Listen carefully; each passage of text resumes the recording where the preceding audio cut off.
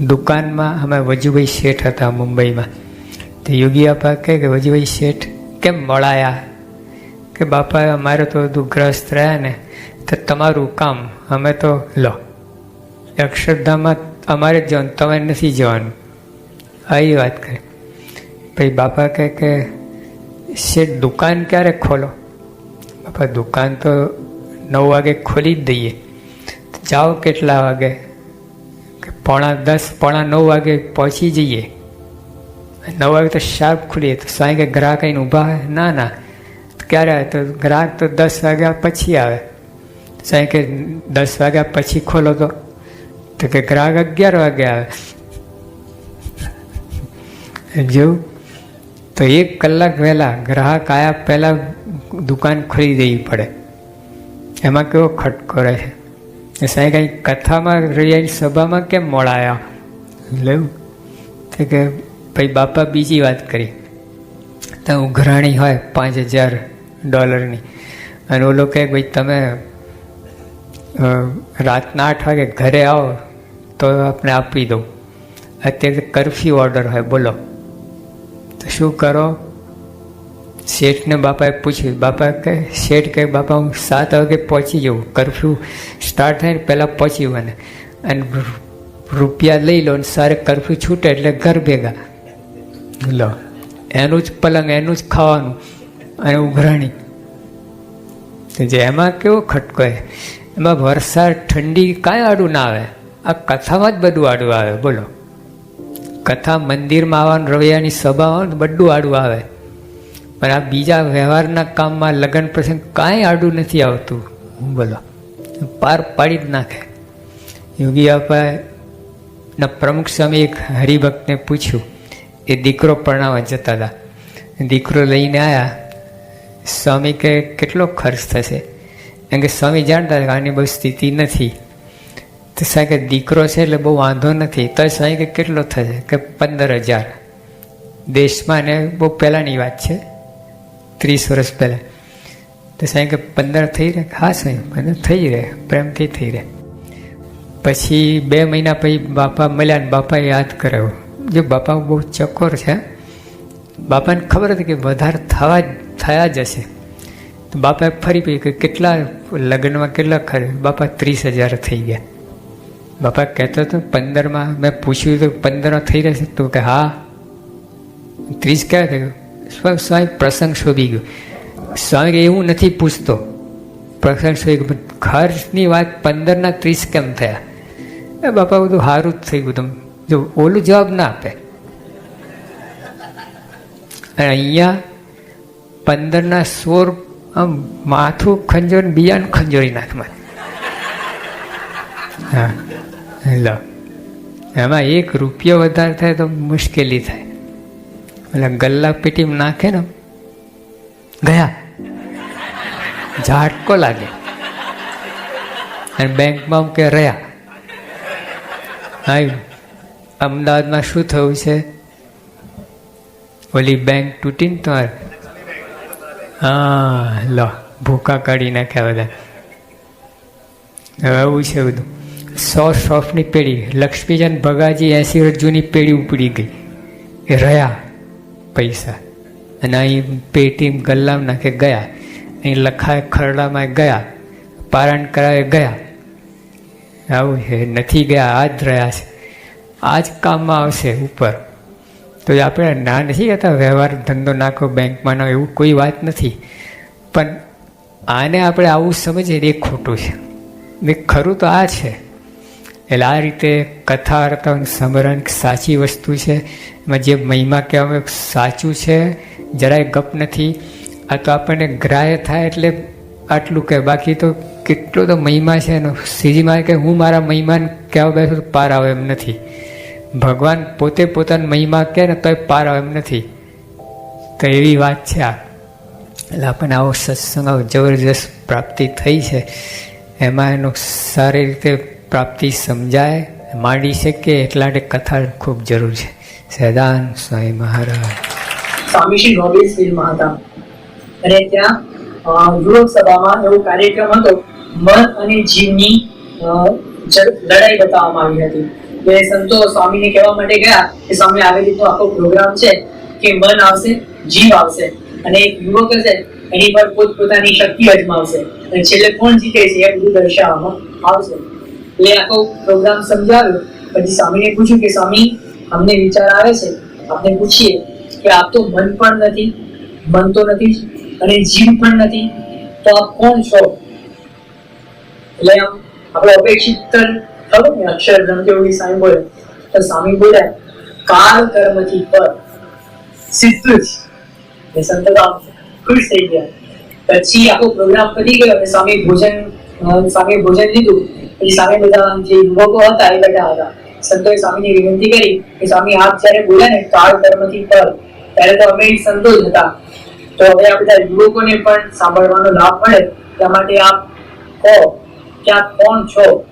તો સ્વામી એક વસ્તુ ઉમેરી. સ્વામી બોલ્યા કાળ કર્મ માયાથી પર. કાળ કર્મ માયાથી પર કોણ છે? બ્રહ્મ અને પરબ્રહ્મ બે જ છે ને. સ્વામી સ્પષ્ટ ઓળખાણ આપે છે કે પોતે અક્ષર બ્રહ્મ છે, કાળ કર્મ માયાથી પર છે. એક જબરજસ્ત પ્રસંગ આપ સૌએ કદાચ સાંભળ્યો હશે, પણ થોડીક વિગતે પૂર્વ ભૂમિકા સાથે. સ્વામી હોંગકોંગમાં હતા. તારીખ હતી 15મી એપ્રિલ 2018. સ્વામી સવારે સભામાં પધાર્યા, પૂજા કરી, કથા કરી. હવે એ વખતે છે ને જસમતભાઈનો પ્રસંગ કહેવાયો. જસમતભાઈ આપણા અમદાવાદના બહુ જ સંનિષ્ઠ હરિભક્ત છે. આજીવન પોતે સેવામાં જોડાઈ ગયા છે એવું કહેવું ચાલે. પણ એમનો પ્રસંગ ત્યાં યાદ થયો. પ્રસંગ શું હતો? અમુક સ્વામી મહારાજનો પણ મહિમા સમજાય કે એમના ઘરની સામે એમના માતાને દેખતા એક ભાઈએ એમના પિતાનું ખૂન કર્યું. વ્યવસ્થિત ખૂન જ કર્યું. હવે આખો સમાજ ખળબળી ઉઠ્યો અને આ પોતે દરબાર ક્ષત્રિય એટલે એના લગ્નમાં હોય એમના વિશેષ કે બેની વસુલાત મળે જ. પણ એમના મધરે કીધું કે પ્રમુખ સાહેબ મહારાજને પૂછો કે આપણે શું કરીએ? બાપાએ કીધું માફ કરી દો. બાપાએ કીધું કે ભગત છે, બાપા એમને ભગત કહેતા હતા કે ભગત અક્ષરધામમાં જ બેઠા છે, પેલા ભાઈ તો ખાલી નિમિત્ત છે, બાકી કોઈના મારે કોઈ મળતા નથી અને વેરથી વેર વચ્ચે તમે એમને માફ કરી દો. હવે આ પ્રકારની અજાત શત્રુતા માફી કલ્પનાની વાત છે. બાપા તો એ હદે વર્તતા હતા. જેમને ઝેર આપ્યું ને એમને બાપાએ માફ કર્યા છે. એમને જીવતા સુધી બાપાએ કોઈ દિવસ ઉલ્લેખ થવા દીધો નથી કે આ વ્યક્તિ આવું કર્યું છે. બાપા તો આટલા અજાત શત્રુ હતા, પણ સામે વાળા વ્યક્તિના હૃદયમાં આવી અજાત શત્રુતા જન્માવીને દુનિયામાં કોઈની તાકાત નથી. કોઈ આપણે એક લાભો મારી ગયા હોય ને તો આખી જિંદગી યાદ રહેશે કે નહીં. આ તો એના પિતાનું ખૂન કર્યું હતું અને બાપા કહે છે માફ કરી દો. તમે માફ કરી દીધા, ફરી ક્યારે ઉલ્લેખ કર્યો નથી. કેટલી હદ સુધી તો એટલા સારા સંબંધો કેળવ્યા કે પેલા ખૂન કરનાર વ્યક્તિ એમના ઘરે આવે, એમની બાજુમાં બેસીને જમે. આટલા સારા સંબંધો થઈ ગયા. પણ બાપાના એક વચને આ પ્રસંગ ત્યાં કહેવાયો. સ્વામીને તો ખબર જ હતો, પણ એમાં એટલા બધા ભાવ વિભોર થઈ ગયા કે સતત એ વાત કરે રાખે. ત્યાં વાત કરી, મંદિરે બધા ત્યાં વાત કરી, નીચે ઉતરતા વાત કરી, ગાડીમાં વાત કરી, ઉતારે આવ્યા. હવે ઉતારાનું પણ વર્ણન થોડું સાંભળવા જેવું છે કે સ્વામી છે ને ત્યાંની દરિયા કિનારા પરની બિલ્ડિંગ હતી અને એને 46માં માળે સ્વામીનો ઉતારો હતો. એક હરિભક્તનું ઘર હતું. પણ હોંગકોંગ એટલે અત્યાર સુધી જેટલા પણ શહેરોમાં જવાનું થયું છે દેશ વિદેશમાં, સારામાં સારી સ્કાયલાઇન એટલે કે બિલ્ડિંગ એટલી સારી, એટલે જબરદસ્ત સ્કાયલાઇન. એની આગળ જ દરિયો, અને દરિયો પણ એમરલ્ડ ગ્રીન એટલે કે દરિયાના કલર સારામાં સારા બે હોય, એમરલ્ડ ગ્રીન અને બ્લુઇશ. એટલે એમરલ્ડ ગ્રીન આખો દરિયો હતો અને બહુ જ મોટા જબરદસ્ત હાઈવે, એની પર ગાડીઓ ધમધમાટ જાય. અને એક આ બિલ્ડિંગની આગળ એટલે બિલ્ડિંગના એક રૂમની અંદર સ્વામીનું આસન હતું અને સ્વામી ત્યાં બિરાજીને નાસ્તો કરતા હતા. નાસ્તો કરવા બિરાજ્યા. સામે બધા સંતોને પ્રસાદ આપ્યો હતો અને સહેજે જસમતભાઈની વાત છઠ્ઠી વાર નીકળી અને સ્વામીએ બહુ જ એટલા વખાણ કર્યા કે આવું કોઈ ન કરી શકે. પછી થોડોક પોઝ આવ્યો, થોડીક ગેપ આવી. પછી સ્વામી એમને અચાનક જ બોલ્યા કે આ બધા બિલ્ડિંગો છે અને એમાં હજારો લાખો લોકો રહે છે, પણ કોઈને ખબર નથી કે આ રૂમમાં શું ચાલે છે. સ્વામી સહેજ જ બોલ્યા હતા નાસ્તો કરતા કરતા. એટલે અમે બધા સામે બેઠા હતા, શબ્દો સાંભળ્યા પણ આમ બહુ એમ પકડાયું નહીં. મનમાં વિચાર્યું કે સ્વામી શું કહે છે, આ આટલા બધા લોકો છે પણ આ રૂમમાં શું ચાલે છે કોઈને ખબર નથી. તો વિચાર આવે કે નાસ્તો ચાલે છે, સંતો પ્રસાદ જમે છે, જસવંતભાઈની વાત ચાલે છે, એવું કંઈક સ્વામી કહેતા લાગે છે. પણ સ્વામી નેક્સ્ટ વાક્ય બોલ્યા, કોઈને ખબર નથી કે આ શું ચાલે છે, અનંત કોટી બ્રહ્માંડનું રાજ અહીંથી ચાલે છે. એટલે બધાના હાથમાં પ્રસાદ ખીર થઈ ગયો, પણ હાથની પેન્ટ પડી ગઈ, આમ વિશ્વાસ ના આવ્યો, ખરેખર સ્વામી એવું બોલ્યા. પછી સ્વામી તરત જ નેક્સ્ટ વાક્ય એવું બોલ્યા કે ગઢડા એ ભાવનગરના એક ખૂણામાં પણ અનંત કોટી બ્રહ્માંડનું રાજ ત્યાંથી ચાલતું હતું. સ્વામી શ્રીજી મહારાજની વાત કરતા હતા, પણ સીધું જ કનેક્શન થયું ને કે જેમ ગઢડા એક ખૂણામાં હતું પણ ત્યાંથી અનંત કોટી બ્રહ્માંડનું રાજ ચાલતું હતું, તેમ અત્યારે હોંગકોંગની અંદરથી આ રૂમમાંથી અનંત કોટી બ્રહ્માંડનું રાજ ચાલે છે.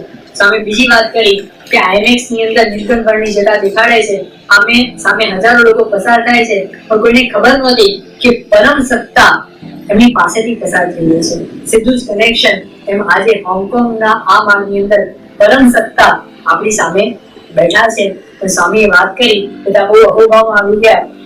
સાંજે ફરીવાર આ વાત યાદ થઈ અને સ્વામીને યાદ કરાયું કે સ્વામી આપણે સવારે વાત કરીને કે અનંત કોટી બ્રહ્માંડનું સંચાલન અહીંથી થાય છે. ત્યારે સ્વામીએ એક વાત કરી, અનંત કોટી બ્રહ્માંડનું સંચાલન ખરું, પણ મહારાજ સ્વામી મળ્યા ને એટલે સ્વામીએ શું વાત કરી કે મહારાજ સ્વામી એમની અંદર અખંડ પ્રગટ છે, એટલા માટે અનંત કોટી બ્રહ્માંડનું સંચાલન એમના દ્વારા થાય છે.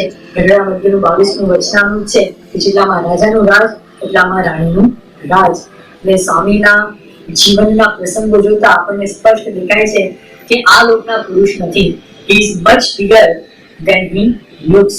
અને એ આપણને મળ્યા છે, તો આપણે એમના ચરણોમાં પ્રાર્થના કરીએ કે એમને જેવા ગમે છે એવા સાધુ, એવા હરિભક્ત બનીએ અને ખૂબ રાજી કરી અક્ષરધામના અધિકારી થઈએ.